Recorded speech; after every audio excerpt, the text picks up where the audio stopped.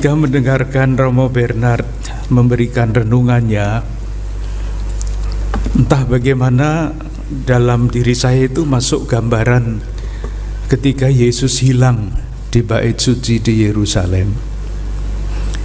Kan ketika orang tuanya menemukan Yesus yang hilang itu kan, Yesus kecil itu sedang mengajar kaum tua-tua. Jadi saya membayangkan Romo Bernard tadi masih usianya 12 tahun seperti Yesus yang mengajar kita-kita di depannya, dan mengajarnya itu penuh dengan kewibawaan. Sayangnya bajunya hitam.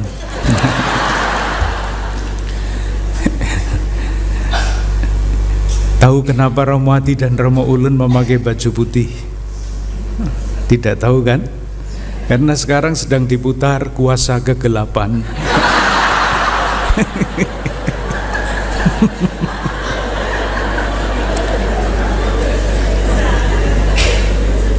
Maka tadi saya usul Romo Bernard lain kali pakai baju putih.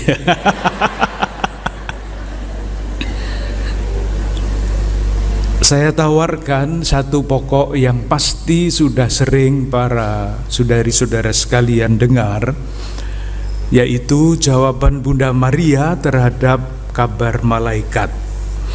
Jadilah padaku menurut perkataanmu itu. Moga-moga masih ada celah untuk mencoba menemukan hal-hal yang jarang disampaikan ketika kata-kata itu dicoba dijelaskan. Moga-moga. Apakah berhasil apa tidak itu soal lain. Saya membuat suatu catatan yang lengkap sebetulnya mengenai renungan ini. Ada 6 halaman. Saya juga berpikir nanti dicetak saja 6 halaman itu, dibagikan lalu kita pulang gitu ya. Iya, saya coba untuk menyampaikan beberapa hal yang berkaitan dengan ulasan ini. Salah satu cara untuk memahami suatu sabda di dalam Perjanjian Baru ialah melihatnya dengan latar belakang Perjanjian Lama. Ini jarang dilakukan. Biasanya langsung dijelaskan isinya apa, tafsirannya bagaimana, dan sebagainya. Padahal kita semua tahu bahwa ketika penulis-penulis Perjanjian Baru itu menuliskan tulisannya, yang ada di belakang kepala mereka itu selalu saja ingatan-ingatan akan Perjanjian Lama. Saya mengambil contoh, itu tidak ada di dalam catatan. Contoh saja. Kalau sekarang kita mengatakan bahwa Yesus bangkit pada hari yang ketiga, ini bayangan kita bagaimana? Bayangan kita yang biasa kan Kamis, Jumat, Sabtu, Minggu, atau hari ketiga, atau sesudah 3 hari. Jadi pikiran kita itu ya temporal, 3 hari, hari pertama, kedua, ketiga, dan hari Minggu. Apakah seperti itu maksudnya? Moga-moga saya tidak menggoncangkan iman umat kalau saya mencoba menjelaskan, mencarinya di dalam Perjanjian Lama. Sekedar tanda kurung, salah satu cara memahami ayat-ayat Perjanjian Baru melihat Perjanjian Lama. Contohnya, lalu nanti kita terapkan pada kasus Bunda Maria. Saya ambil contoh yang tadi, misalnya kita melihat catatan saya hilang ya. Nubuat sengsara Yesus menurut Injil Markus bab 8 ayat 31. Injil Markus bab 8 ayat 31. Bunyinya begini. Kemudian mulailah Yesus mengajarkan kepada mereka bahwa anak manusia harus menanggung banyak penderitaan dan ditolak oleh tua-tua, imam-imam kepala dan ahli-ahli Taurat, lalu dibunuh dan bangkit sesudah 3 hari. Begitu ya teksnya, bunyinya, bangkit sesudah 3 hari. Nah, sesudah 3 hari artinya kapan? Hari keempat. Sekarang kita coba lihat Injil Lukas yang isinya sama. Lukas bab 9 ayat 22. Lukas bab 9 ayat 22. Bunyinya begini. Dan Yesus berkata, anak manusia harus menanggung banyak penderitaan, ditolak oleh tua-tua, imam-imam kepala dan ahli-ahli Taurat, lalu dibunuh dan dibangkitkan pada hari ketiga. Beda ya. Nah, yang betul yang mana? Sesudah 3 hari atau pada hari yang ketiga? Kan beda itu. Kalau kita membanding-bandingkan, lalu ini dibaca oleh saudara-saudara kita yang mau menyerang kita, lihat Injilnya ngawur itu. Yang satu bilang begini, yang satu bilang begitu. Yang betul yang mana? Tidak bisa dipercaya Injilnya orang-orang Kristiani itu. Itu kan yang sering kita dengar dari saudara-saudara kita. Nah, itu tentu tuduhan yang bodoh. Biasanya orang bodoh itu kan banyak bicaranya ya. Nanti jadi kalau saya banyak bicara nanti dikiranya bodoh.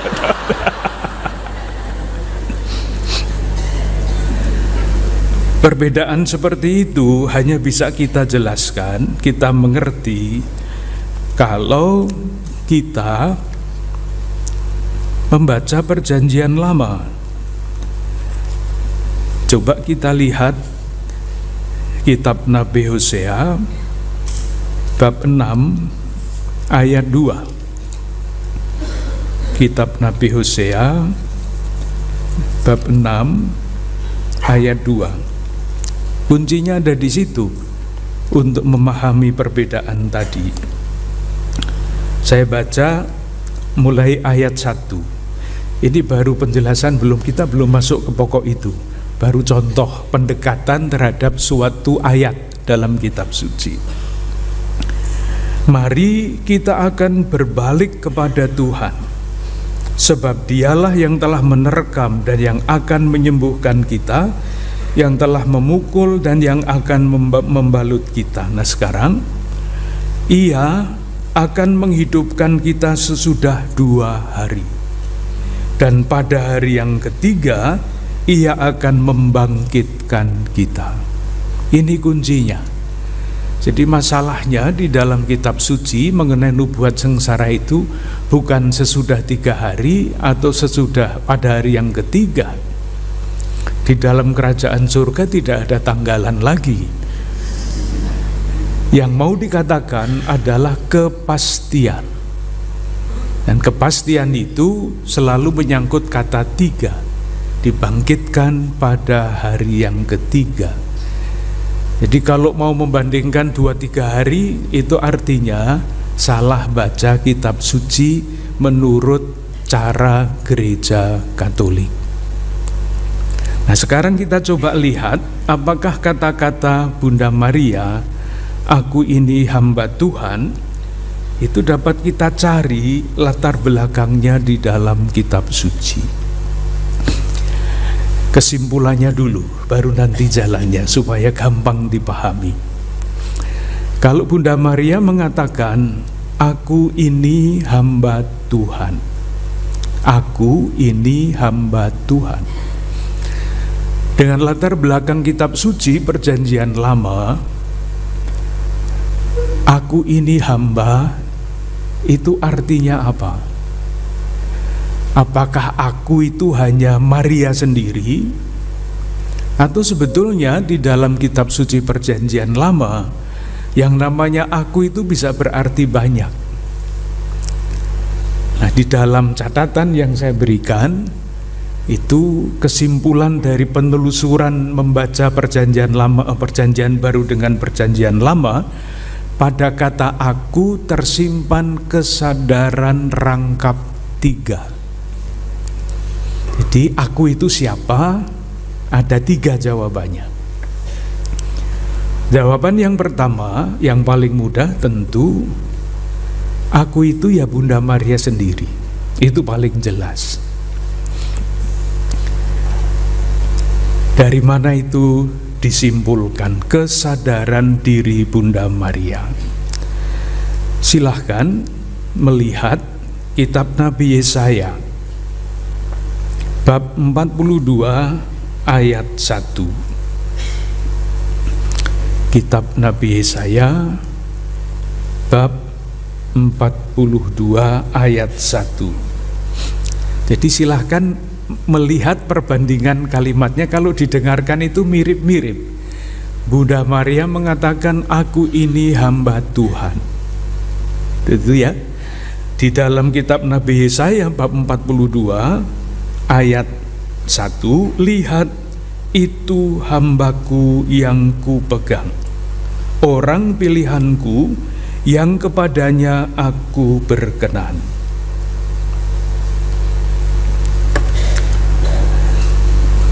Mirip-mirip suaranya Yesaya bab 42 ayat 1 dengan kata-kata Bunda Maria.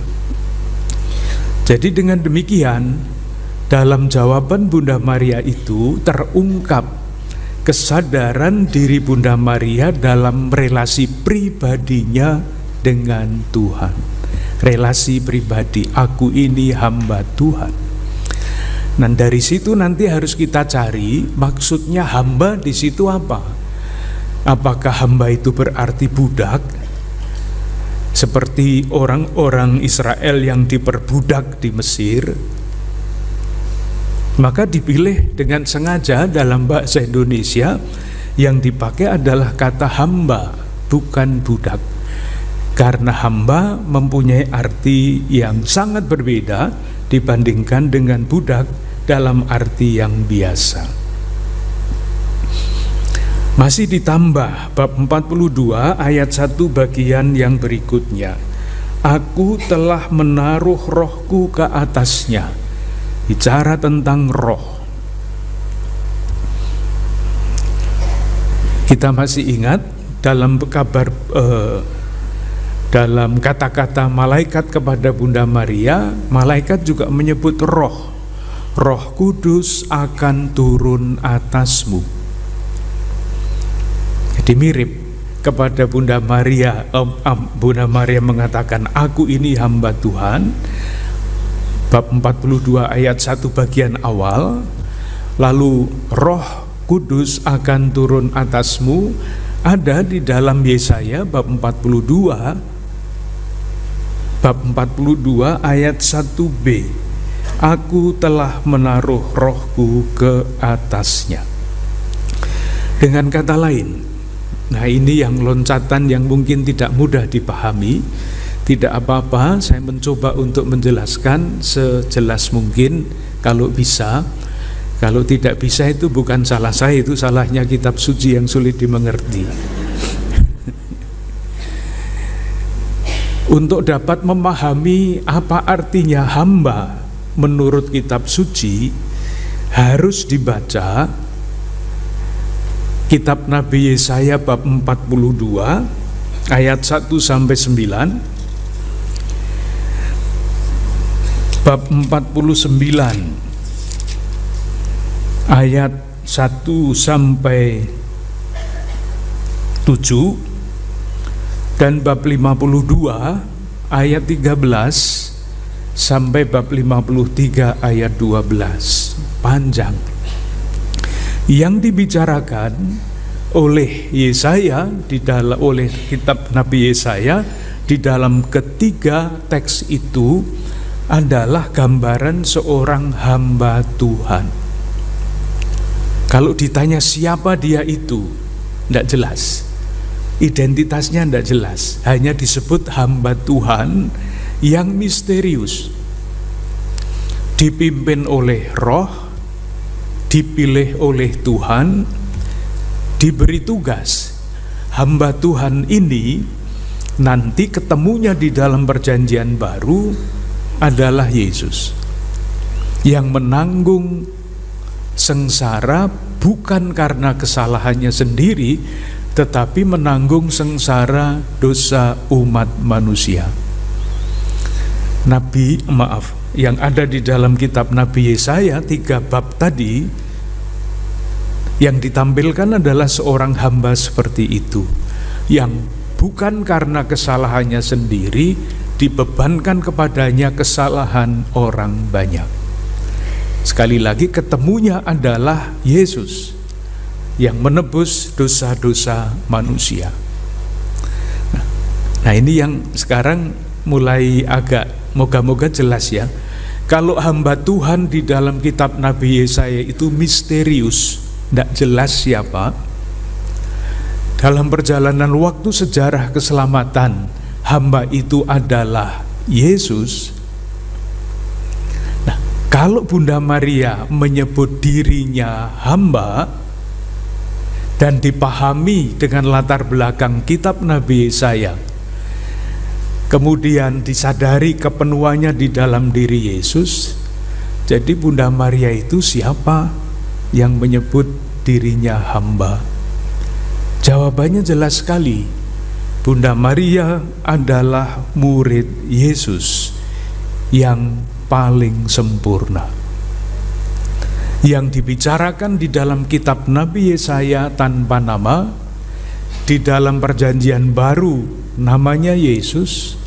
Nah, kalau Bunda Maria menyebut dirinya hamba, dia adalah, meskipun dia itu ibunya Yesus, Maria itu adalah Yesus kecil yang sempurna, hamba Tuhan. Moga-moga tidak terlalu sulit untuk dipahami. Jadi saya mencoba untuk menjelaskan, kalau Bunda Maria mengatakan aku ini hamba Tuhan, hamba mesti dicari di mana arti kata itu. Tidak dicari di dalam Kamus Besar Bahasa Indonesia, tidak ketemu. Dicari di Google juga tidak ketemu. Dicarinya di dalam api karunia Tuhan, baru ketemu. Moga-moga ketemu maksud saya. Itu yang pertama. Jadi kesadaran tadi kan rangkap 3. Aku ini hamba Tuhan. Kesadaran pertama adalah relasi Bunda Maria dengan Tuhan, relasi pribadi. Ada kesadaran rangkap 3. Sekarang yang kedua, saya ingin membaca kitab Nabi Yesaya lagi, bab 41 ayat 8 sampai 10. Yesaya bab 41 ayat 8 sampai 10. Kesimpulannya dulu supaya jelas. Bunda Maria itu adalah wakil bagian dari umat terpilih, umat pilihan, umat Allah perjanjian lama. Tadi kan satu mewakili pribadinya, sekarang Bunda Maria mewakili umat Allah perjanjian lama. Kita baca bab 41 ayat 8 sampai 10. Tetapi engkau, hai Israel, Israel itu bangsa, hambaku. Jadi sebutan hamba tidak hanya untuk Maria pribadi, tetapi untuk seluruh bangsa Israel. Hai Israel, hambaku. Hai Yakub yang telah kupilih, keturunan Abraham yang kukasihi. Engkau yang telah kuambil dari ujung-ujung bumi, dan yang telah kupanggil dari penjuru-penjurunya. Aku berkata kepadamu, engkaulah hambaku, aku telah memilih engkau dan tidak menolak engkau. Kata-kata yang muncul lagi, janganlah takut, sebab aku menyertai engkau. Janganlah bimbang, sebab aku ini Allahmu. Kata-kata yang diucapkan oleh malaikat Gabriel kepada Bunda Maria itu mirip-mirip dengan yang diucapkan oleh Tuhan kepada hambaku Israel itu. Tuhan menyertai engkau, jangan takut. Itu ada pada Injil Lukas, masih di dalam kisah kabar Maria menerima kabar dari malaikat itu. Tuhan menyertai engkau, jangan takut. Persis yang dikatakan Tuhan kepada Israel hambanya, kepada bangsa Israel yang disebut umat terpilih. Kemudian Yesaya bab 43 ayat 3. Sebab akulah Tuhan Allahmu yang Maha Kudus, Allah Israel juru selamatmu. Jangan takut, sebab aku telah menebus engkau dan memanggil engkau dengan namamu, engkau ini kepunyaanku. Jadi bagaimana? Kalau Bunda Maria mengatakan aku ini hamba Tuhan, selain dia menyatakan kesadaran diri sebagai hamba, dia menyatakan saya ini wakil dari umat Allah perjanjian lama. Nah, ini membutuhkan satu penjelasan yang moga-moga tidak menambah beban pikiran. Moga-moga menjelaskan bagaimana mungkin Bunda Maria itu menjadi wakil dari bangsa Israel. Kok bisa? Alasannya apa? Tidak bisa dikatakan begitu saja Bunda Maria itu wakil umat Israel. Alasannya apa? Kita mesti kembali ke sejarah yang amat sangat panjang. Sejarahnya mulai dari abad ke-6 sebelum Masehi. Nah, kalau kita jelaskan sekarang ini sudah abad 21. Ini panjang sekali nanti 26 abad penjelasannya. Tapi kira-kira begini, singkatnya begini. Kita semua tahu, sudah kita bicarakan di dalam seri yang panjang zaman dulu, pada suatu titik umat Allah perjanjian lama itu hancur-hancuran. Masih ingat kalau yang mengikuti sejak awal masa pandemi dulu, hancur-hancuran. Raja Daud itu puncak kejayaan. Salomo yang disebut raja yang paling bijaksana itu rasa-rasanya tidak begitu bijaksana. Karena sesudah dia mencapai puncak, dia selesai sebagai raja, kerajaan pecah menjadi dua. Kerajaan utara dan kerajaan selatan, itu sejarah. Seandainya Salomo itu sungguh bijaksana, pasti tidak akan pecah. Tetapi nyatanya pecah. Kerajaan utara yang disebut kerajaan Israel itu hancur, habis, hilang pada tahun 721 sebelum Masehi. Kerajaan selatan terus, kalau membaca kitab raja-raja, refrennya adalah raja ini melakukan kejahatan seperti nenek moyangnya. Refrennya seperti itu. Jadi refrennya bukan haleluya, haleluya, tapi refrennya itu Raja A melakukan segala macam kejahatan seperti nenek moyangnya. Nanti dibaca. Akhirnya hancur pada tahun 587 Masehi, sebelum Masehi, mereka dibuang ke negeri penjajahnya di Babilonia 537. Nah, ceritanya begini, umat Allah perjanjian lama yang dibuang menjalani pembuangan selama 50 tahun.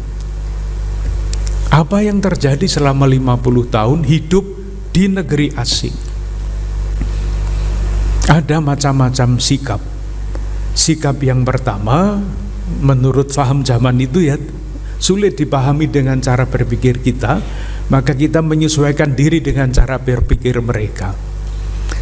Dulu kalau dua bangsa berperang, itu yang berperang dewa-dewa yang mereka percaya itu. Nah ternyata Yahweh, Allahnya orang Israel itu kalah dengan dewanya orang Babilonia. Kalah perang. Oleh karena itu sekelompok orang Israel, bangsa terpilih itu berpikir, untuk apa lagi mengikuti Yahweh? Yang menjadi Allah kita kalah perang dengan Allahnya, dengan dewa-dewinya orang Babilonia. Mereka mengikuti agama asli di Babilonia. Satu. Kelompok kedua, pebisnis. Orang Yahudi kan jago ya, di mana-mana sampai sekarang. Selama 50 tahun mereka tidak tinggal diam saja sebagai orang buangan. Ada yang menjadi pedagang besar, ada yang menjadi bupati, ada yang menjadi wakil bupati tanpa pilkada. Nanti nyoblos yang siapa ini? Tanya Romo Ulun. Kok sampai omong kayak gitu ya? Iya.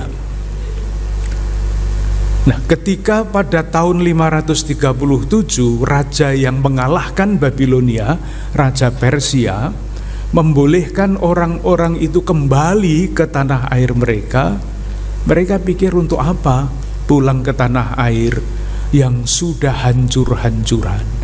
Padahal di situ mereka menjadi pedagang besar, menjadi kepala daerah dan sebagainya. Mereka tetap tidak mau.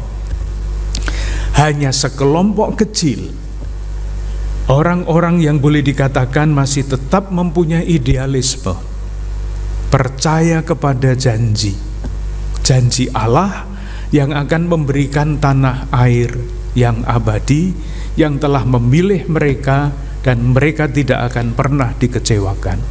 Inilah yang di dalam buku-buku rohani sering disebut dengan istilah sisa Israel. Sisa, istilahnya saja kan tidak enak didengar ya, sisa. Karena hanya sekelompok kecil inilah yang masih mempunyai kepercayaan akan janji Allah. Nah, ketika ketika izin untuk kembali ke tanah terjanji itu diberikan, kelompok kecil ini yang akhirnya kembali ke Palestina, membangun kembali tanah air mereka yang sudah hancur-hancuran. Inilah yang disebut kelompok sisa Israel atau orang-orang miskin. Bukan miskin jasmani juga, tapi lebih-lebih miskin itu tidak mengandalkan diri sendiri, tetapi mengandalkan Allah yang tetap setia kepada janji Allah. Inilah asal mula spiritualitas yang disebut spiritualitas orang-orang miskin Yahweh. Dan Bunda Maria, Santo Yosef khususnya Bunda Maria itu hidup di dalam tradisi spiritualitas itu. Tidak termasuk orang yang putus asa karena merasa Allahnya kalah, tidak merasa sudahlah ditinggalkan saja janji-janji Tuhan itu, toh sudah bisa membangun hidup sendiri yang makmur dan sebagainya. Meskipun mereka kecil, meskipun mereka lemah, tetap percaya kepada janji, kembali ke Palestina, membangun kembali tanah air mereka. Nah, kelompok kecil ini mempunyai nyanyian yang kemudian digubah oleh Injil Lukas menjadi Kidung Maria. Kidung Maria itu bukan karangannya Bunda Maria, pasti bukan. Karena apa? Karena kidung itu sudah dinyanyikan oleh Hana, ibunya Samuel. Bukan Samuel Pangestu, tentu saja. Samuel tokoh di dalam perjanjian lama. Sudah dinyanyikan, hanya sesudah Yesus bangkit, nyanyian yang populer di antara kelompok Anawim Yahweh, orang-orang miskin Yahweh itu digubah, disesuaikan dengan peristiwa kebangkitan Yesus, ditempatkan di dalam amit-amit mulut Bunda Maria. Karena apa? Karena Bunda Maria itu yang menurut gereja awal diwakili oleh Lukas penulis Injil, mewakili semangat dan watak kelompok sisa Israel itu. Tadi kan kita mau mengatakan bagaimana caranya menjelaskan bahwa kesadaran Bunda Maria yang kedua adalah wakil dari umat Allah perjanjian lama. Jalannya seperti itu. Jadi karena Bunda Maria hidup mewarisi spiritualitas yang bertumbuh di lingkungan umat Allah perjanjian lama yang sudah dimurnikan lewat peristiwa pembuangan yang lamanya 50 tahun itu, tetap percaya kepada janji. Seperti kita mempunyai lagu-lagu populer kan, Bapak Kami, Bapak Kaminya Putut atau Mas Toto, semuanya ikut menyanyi. Kalau Bapak Kaminya yang lain kan yang nyanyi kur ya, karena belum begitu populer. Ini semua ikut menyanyi. Kidung Magnificat adalah kidung yang sangat populer, sudah biasa, kemudian dipopulerkan oleh Lukas lewat Bunda Maria.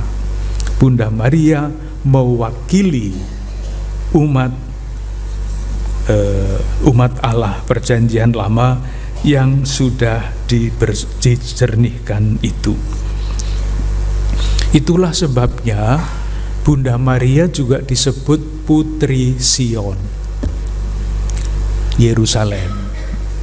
Jadi tidak mewakili dirinya sendiri itu. Kalau kita menyebut Maria Putri Sion, itu bukan Maria sendiri yang tampil, tapi seluruh umat Allah perjanjian lama ada di balik sebutan itu. Dengan kata lain, Bunda Maria mewakili watak dari bangsa yang sudah disucikan kembali menjadi suara hati umat dan seterusnya. Itu kesadaran diri yang kedua. Kesadaran diri yang ketiga, Bunda Maria di dalam Aku Ini Hamba Tuhan mewakili seluruh umat manusia, mewakili bangsa-bangsa. Dari mana itu disimpulkan? Kembali lagi kita lihat, kita cari di dalam kitab Nabi Yesaya. Yang saya kutip sebagai tawaran adalah Yesaya bab 42 ayat 6 sampai 7. Jadi 3 teks dari kitab Nabi Yesaya itu kunci untuk memahami jawaban Bunda Maria itu. Yang sekarang adalah 42 ayat 6 sampai 7.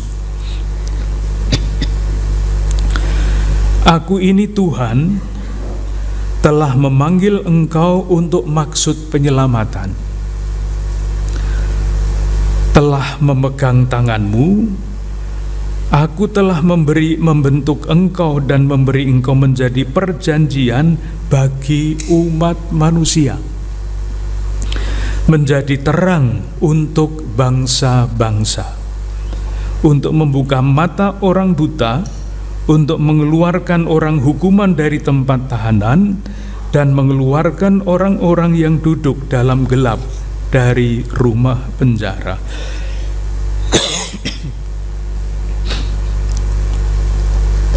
Teks yang ketiga dari Yesaya 53 ayat 11 sampai 12.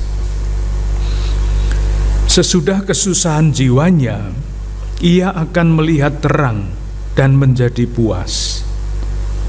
Dan hambaku itu sebagai orang yang benar akan membenarkan banyak orang oleh hikmatnya. Sebab itu aku akan memberikan bagian kepadanya bersama orang-orang besar. Mungkin kitab sucinya para ibu dan bapak, para suster, saudari-saudara sekalian berbeda. Iya, serius. Karena ada terjemahan baru dari tahun 2022. Ini terjemahannya lain. Karena kalau kita membaca yang lama itu susah dipahami, lalu dijelaskan di sini. Intinya saya kira tidak terlalu sulit dijelaskan. Kalau dikatakan bahwa aku ini hamba Tuhan, hamba itu pertama adalah misterius. Kalau Maria menyamakan diri dengan itu, ia mengungkapkan kesadaran pribadinya, kesadaran akan peranannya di tengah umat Israel, dan peranannya untuk seluruh umat manusia. Mungkin dari situ Bunda Maria dalam penampakan tahun 1945 di Belanda menyatakan diri sebagai Maria Bunda segala bangsa. Jadi rupanya Bunda Maria yang menampakkan diri itu sudah memahami sungguh-sungguh ketiga bagian dari kitab Nabi Yesaya itu, mempunyai peran bagi seluruh umat manusia. Jadi bagaimana? Saya moga-moga jelas. Aku ini hamba Tuhan, kesadaran rangkap 3. Tadi kan Romo Bernard berpesan supaya kita tidak hanya tahu tentang kitab suci. Betul Romo ya? Ini tadi pengetahuan yang kita bicarakan. Untuk tahu itu harus memahami ini, pengetahuan. Maka karena Yesus kecil yang hilang di Yerusalem memberi nasihat kepada kita untuk mencoba mencari jalan apa maknanya itu bagi kehidupan kita, maka mesti muncul butir-butir refleksi. 1-2 butir refleksi. Yang pertama, kesadaran jati diri pertama sebagai hamba itu menyangkut pribadi seorang. Jadi kita bisa langsung bertanya kepada diri kita sendiri, bagaimana saya mengartikan hidup kita. Seperti Bunda Maria mengartikan hidupnya dengan menyebut diri hamba. Dari situ segala macam pilihan akan muncul. Karena kesadaran diri yang paling dasar itu akan menentukan pilihan-pilihan kita di dalam kehidupan yang nyata. Saya mudah sekali biasanya menggunakan istilah ini soal jabatan misalnya. Kita menggunakan kata jabatan itu kan ada beberapa kata yang bisa disambungkan ya dengan kata jabatan itu. Misalnya menduduki jabatan. Menduduki jabatan. Kalau yang duduk itu sekurus Romo Bernard, enggak apa-apa. Seterusnya saya enggak berani Roh.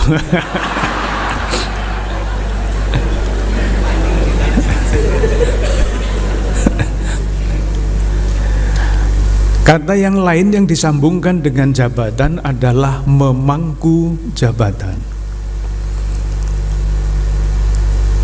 Di faham kita mengenai jabatan itu seperti apa, diduduki atau dipangku, itu akan sangat menentukan cara kita menjalankan jabatan itu. Saya kira tidak terlalu sulit untuk menjelaskan hal-hal sesederhana seperti itu. Tentu kesadaran Bunda Maria menjadi sebagai hamba itu dilandaskan pada suatu kesadaran dasar yang sangat mendalam, yaitu ketergantungannya kepada Allah. Hamba itu seperti apapun tergantung kepada tuannya. Semangatnya bisa berbeda, tetapi hamba selalu tergantung pada tuannya.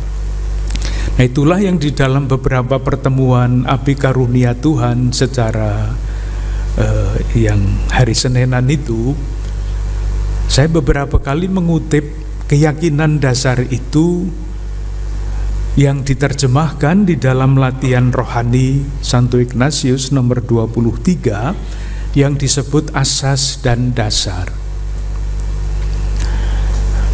Kesadaran itu dirumuskan begini: manusia itu diciptakan oleh Tuhan untuk memuliakan, meluhurkan, dan mengabdi Tuhan. Itu keyakinan dasar.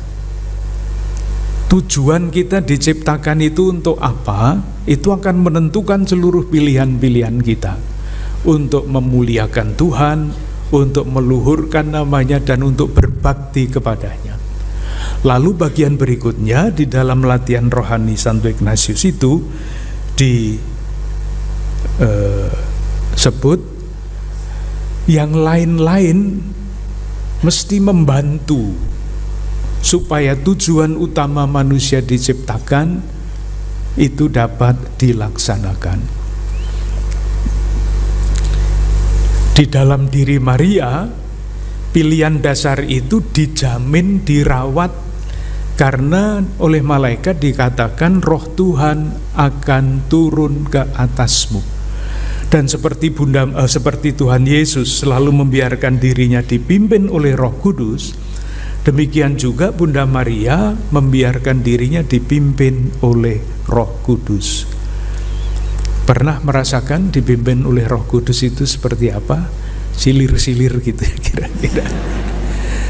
Nggak jelas, silir-silir itu bisa alasannya macam-macam.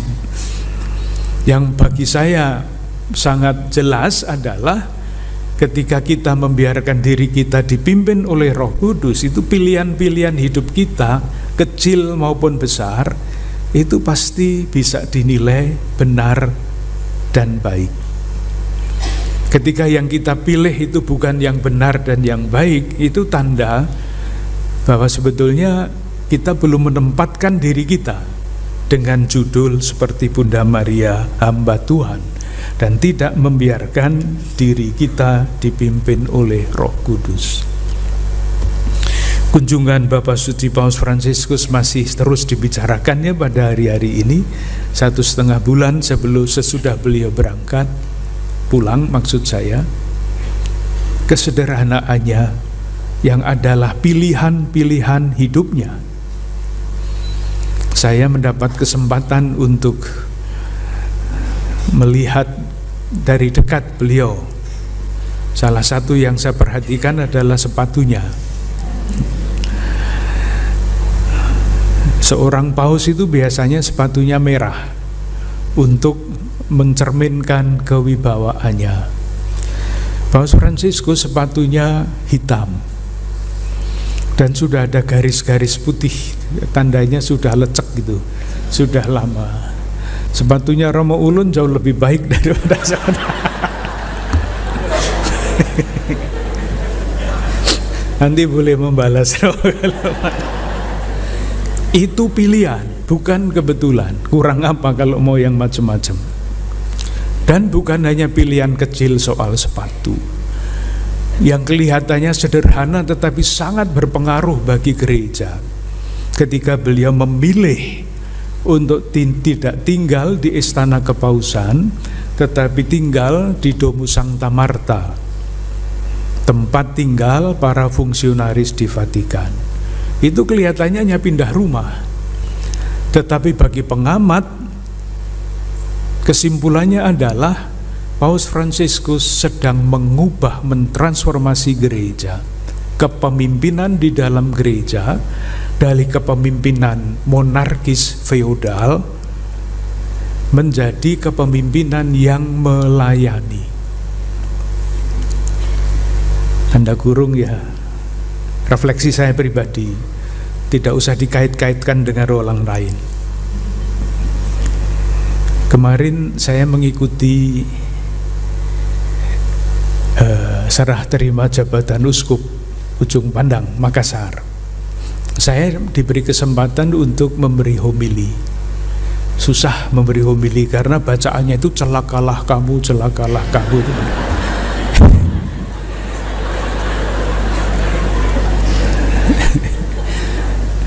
pergantian kepemimpinan di gereja, bacaan Injilnya itu.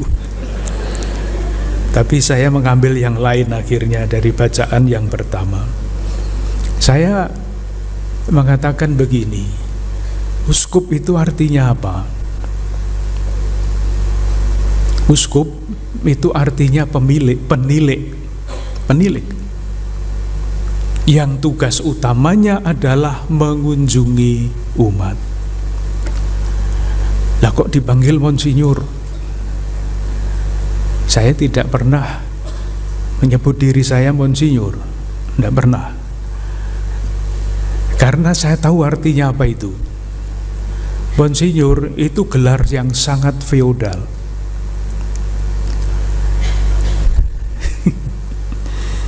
Monseigneur bahasa Prancis, Monsignore bahasa Itali, itu artinya tuanku.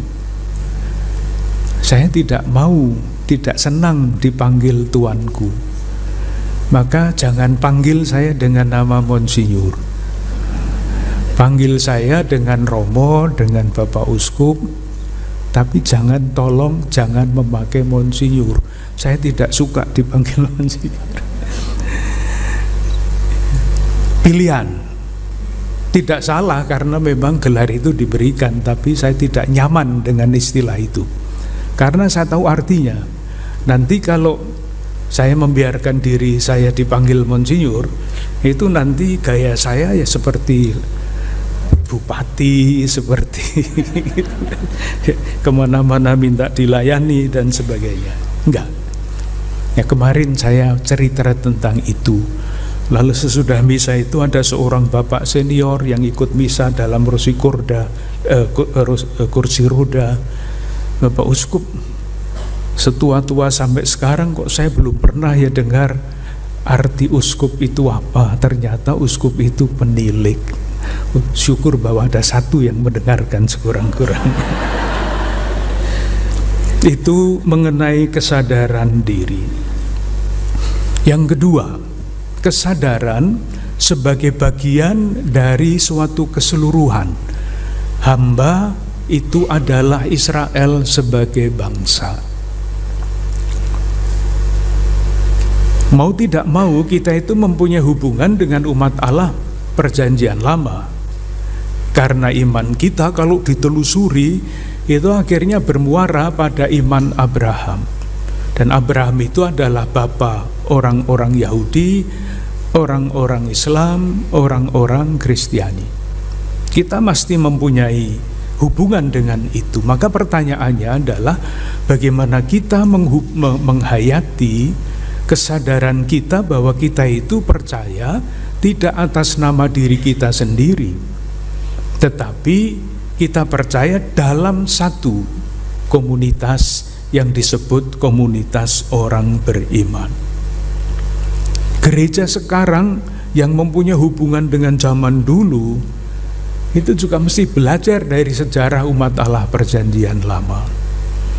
Dulu umat Allah perjanjian lama masuk di dalam krisis besar ketika kalah perang dibuang ke Babilonia. Gereja kita itu juga mengalami krisis. Kalau di Jakarta mungkin tidak ya, tetapi coba lihat di Belanda sana. Gereja-gereja yang dulu megah-megah menjadi restoran. Gereja-gereja yang begitu indah, yang datang ke dalamnya tidak banyak. Saya ingat suatu ketika saya ikut misa di pusat Vatikan. Gerejanya bagus sekali. Hari waktu itu Pentakosta, kan pesta besar. Saya ikut misa yang datang sekitar 20 orang. Padahal gereja itu ya lebih besar daripada ruangan ini. Dan ketika saya melihat kolektenya,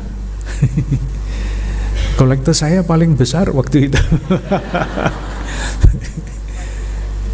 Seperti itu, krisis. Maka kita mesti belajar apa yang membuat gereja kita masuk ke dalam krisis seperti itu. Seperti dulu umat Allah perjanjian lama. Moga-moga kita tidak sampai mengalami krisis seperti itu. Dari situlah misalnya kita mengenal kita pun mempunyai panggilan kenabian. Misalnya, nabi-nabi itu ada di dalam kitab suci Perjanjian Lama, dan kita belajar, kita umat Kristiani, umat Katolik menjalankan peranan kenabian. Dalam tanda kurung karena sudah terlanjur omong ya, kenabian. Apa maksudnya peranan kenabian? Kapan nabi-nabi itu muncul di dalam sejarah bangsa Israel? Kalau saya bilang bangsa Israel itu bukan yang sedang berperang sekarang, tapi zaman dulu, Israel menurut kitab suci. Kita semua tahu sejarahnya. Mereka mulai dari padang gurun, masuk tanah terjanji, makmur di situ, minta supaya diangkat raja, maka menjadi kerajaan. Sudah diingatkan oleh Samuel bahwa jangan kamu minta raja, karena itu berarti mengkhianati Tuhan. Tetapi mereka tetap mau minta raja. Akhirnya raja-raja itu ketika mulai mereka taat bagus-bagus, tetapi ketika sampai puncak kejayaan mereka lupa. Nah, pada waktu itulah nabi-nabi muncul. Jadi peranan nabi adalah mengkritik institusi. Waktu itu kerajaan yang dibangun, yang dijalankan tidak sesuai dengan apa yang dikehendaki oleh Tuhan. Nah, sekarang kalau gereja mempunyai peran kenabian, gereja harus bicara. Dan itulah yang dilakukan oleh Romo Adi dan teman-teman, misalnya mengadakan Hari Anak Keuskupan Agung Jakarta. Itu bisa dibaca sebagai seorang nabi yang membaca tanda-tanda zaman ketika anak-anak banyak yang mengalami kekerasan, ketika anak-anak banyak yang ditelantarkan. Mari kita perhatikan anak-anak kita. Itu peranan kenabian itu seperti itu. Jadi jangan dibayangkan nabi itu meramalkan masa depan. Namanya dukun, itu bukan nabi. Nabi itu adalah seorang yang selalu dekat dengan Tuhan. Itu watak pertama. Watak kedua, seorang nabi adalah pribadi yang terlibat dengan nasib bangsanya. Jadi dengan kedekatan dengan Tuhan, ia melihat kehendak Tuhan dan kemudian berbicara terhadap realitas bangsanya yang dilihat dengan kacamata Tuhan. Jadi tidak usah jauh-jauh nabi-nabi yang besar-besar, enggak. Romo Mangun itu sekarang sedang ditampilkan kembali sebagai contoh suara kenabian pada zamannya. Seorang imam, Mangun Wijaya, yang karena melihat waktu itu masyarakat digusur oleh pemerintah, mogok makan, dan seterusnya. Peranan kenabian itu menyatakan kehendak Tuhan, menyatakan kebenaran di tengah-tengah institusi yang tidak adil. Nah, kalau Bunda Maria menyebut aku ini hamba Tuhan dengan kesadaran sebagai bagian dari keseluruhan, itu sekarang tentu diwariskan kepada pribadi-pribadi yang khusus menyampaikan suara kenabian pada zaman sekarang, dan sebagai kepada gereja.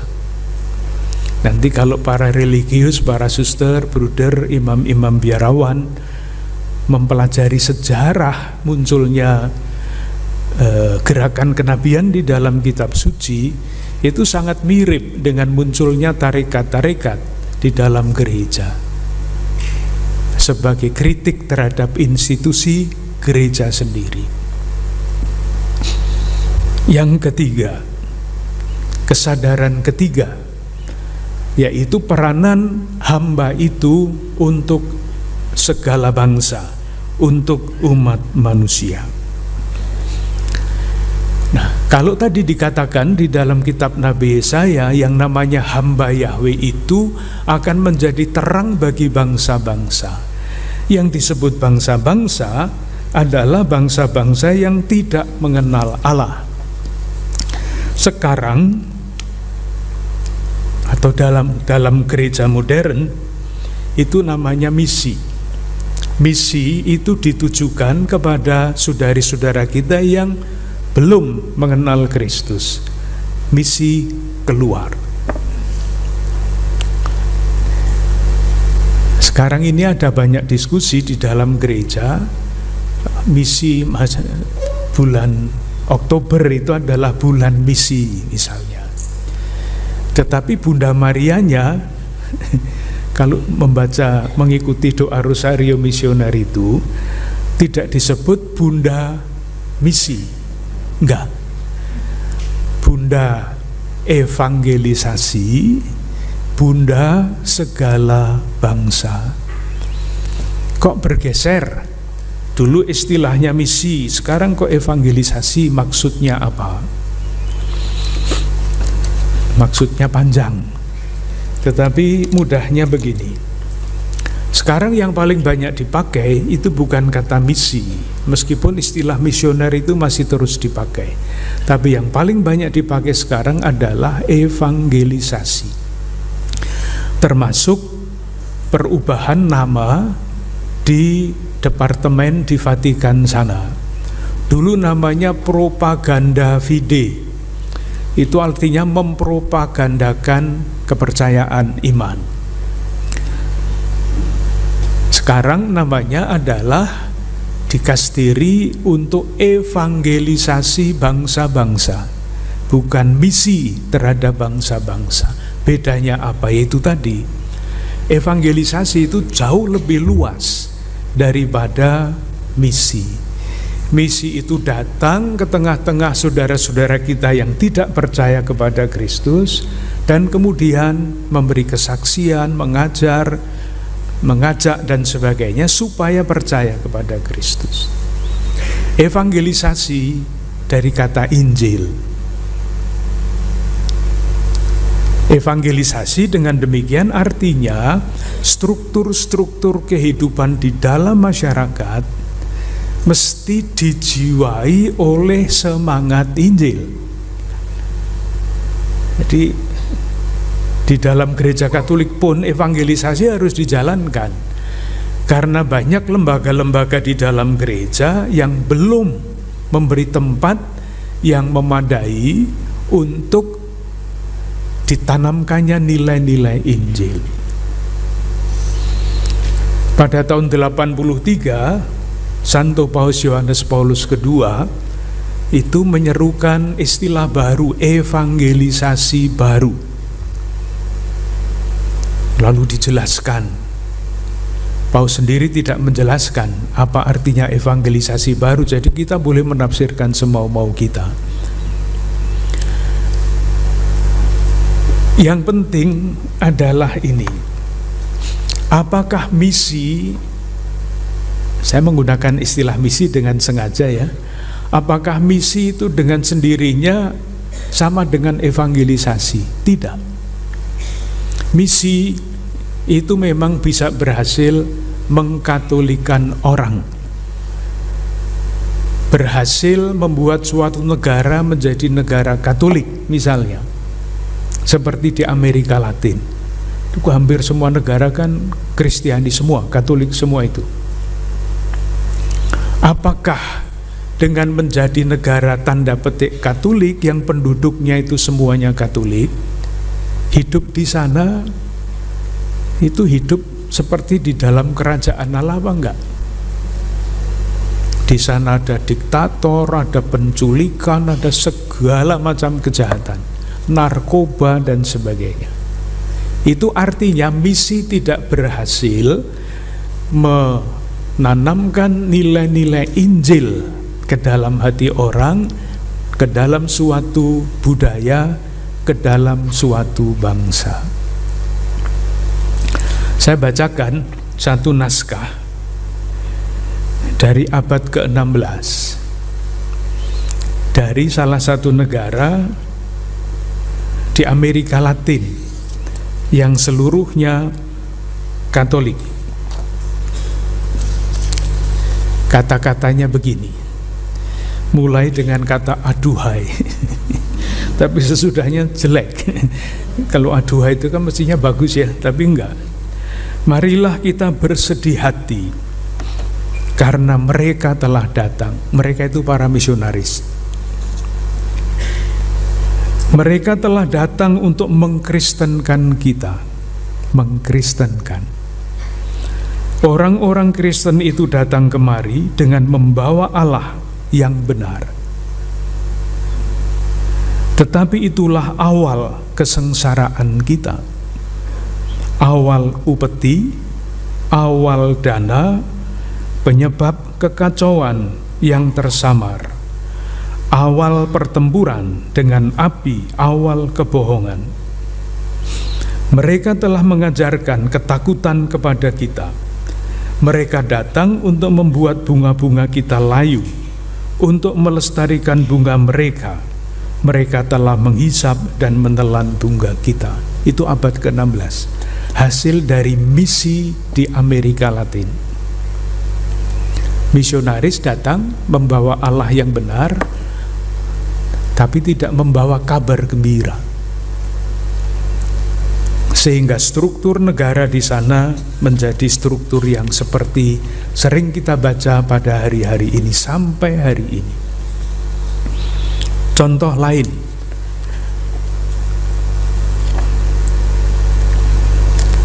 tahun 1985, jadi 1983 itu Paus Yohanes Paulus II mengunjungi Amerika Latin di Haiti.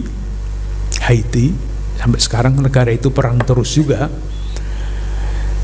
untuk menyampaikan pesan kepada konferensi uskup-uskup Amerika Latin.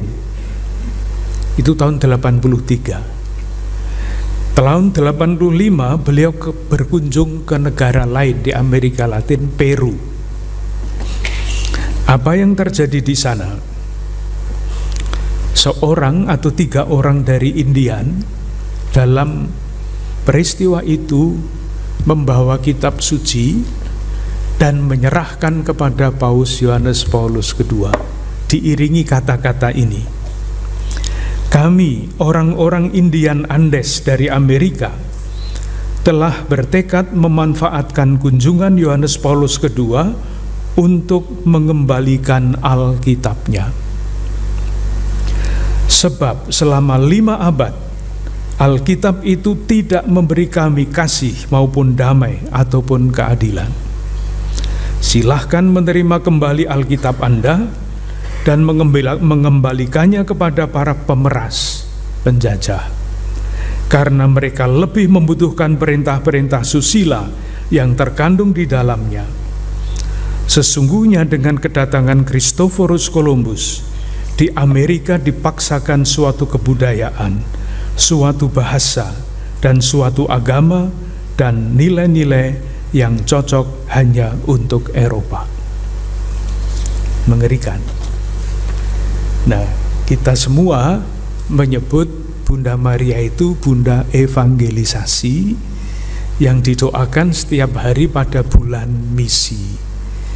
Jadi kita pilih ya yang Bunda Evangelisasi, karena di dalam diri Maria, kecuali Maria adalah Bunda segala bangsa seperti dikatakan di dalam kitab Nabi Yesaya bab 53, Bunda Maria jauh lebih cocok diberi gelar atau mendapat gelar Bunda Evangelisasi daripada Bunda Misi, kalau dibaca dengan latar belakang tadi.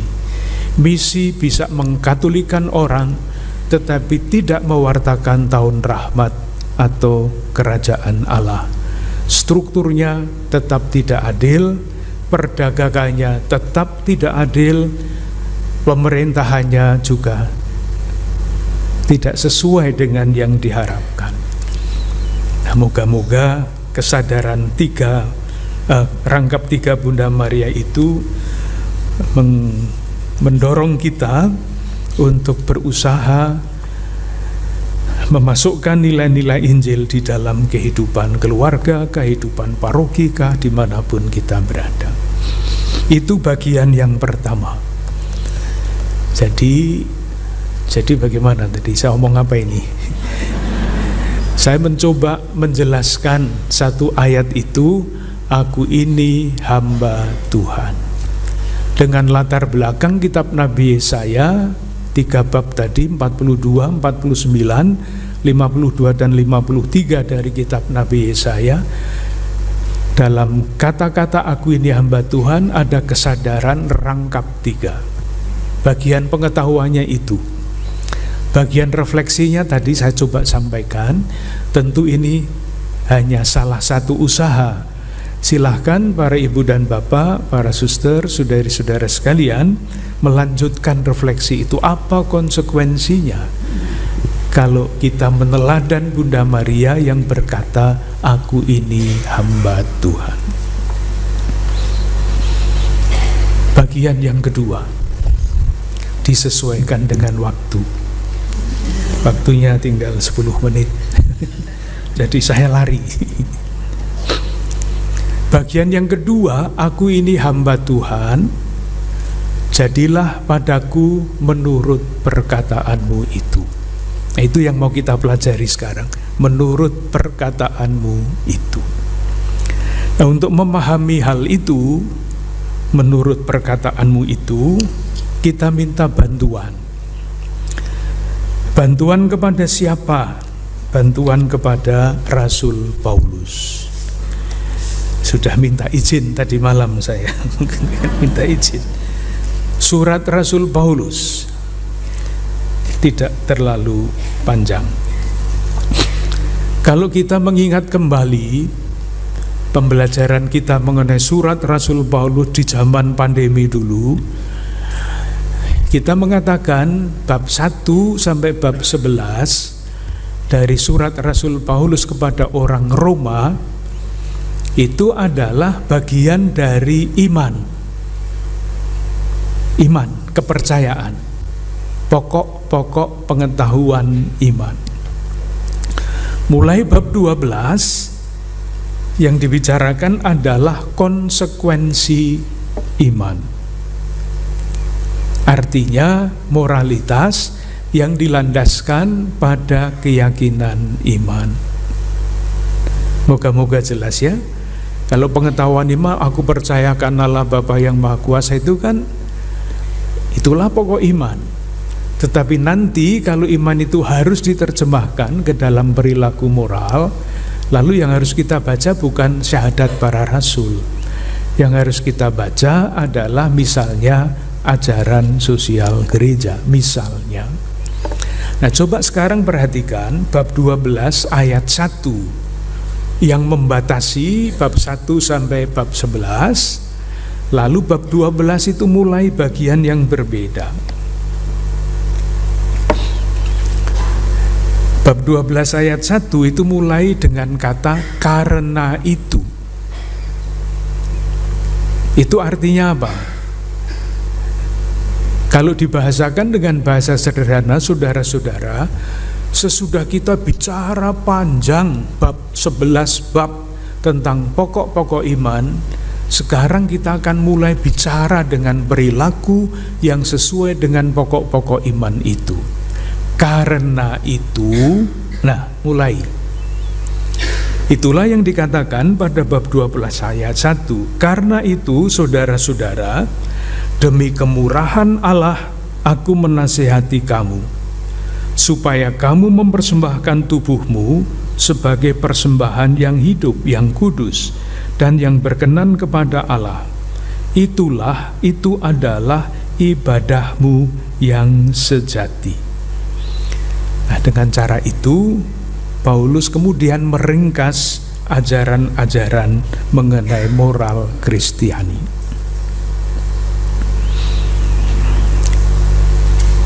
Moga-moga jelas ya, bab 1 sampai bab 11 itu pokok-pokok iman, karena itu konsekuensi moralnya. Di dalam edisi yang baru itu, nanti kalau membaca akan mungkin tidak akan sangat kelihatan ya, tapi ada perubahan dibandingkan dengan kitab suci yang lama. dalam kata kurban. Korban itu bisa ditulis dengan O, korban. Bisa ditulis dengan U, kurban. Yang dipilih di dalam terjemahan yang baru itu adalah yang kedua, kurban, pakai U. Karena kurban itu jelas hubungannya adalah persembahan, kurban persembahan. Kalau korban pakai O itu bisa korban lalu lintas, bisa korban tindak pidana perdagangan orang, beda. Yang di sini konsisten memakai kata korban. Ini masih baru karena siapa masih pakai yang lama, belum ada coretan-coretannya.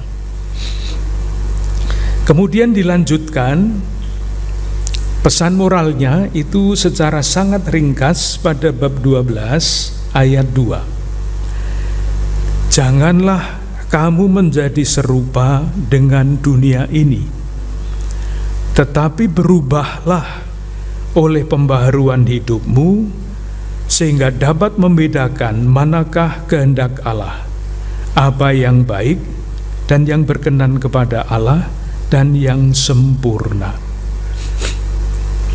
Itu ringkasan dari nasihat moral. Nah, bagian kedua dari jawaban Bunda Maria, jadilah padaku menurut perkataanmu, itu adalah bagian sikap-sikap hidup Maria yang boleh disebut, boleh tidak harus, pesan-pesan moral Bunda Maria bagi kita yang terumus di dalam jawaban ya, aku ini hamba Tuhan, jadilah padaku menurut perkataanmu itu. Mungkin bagaimana ya, karena waktunya tinggal 2 menit, mau menjelaskan apa 2 menit itu. Begini saja mudahnya.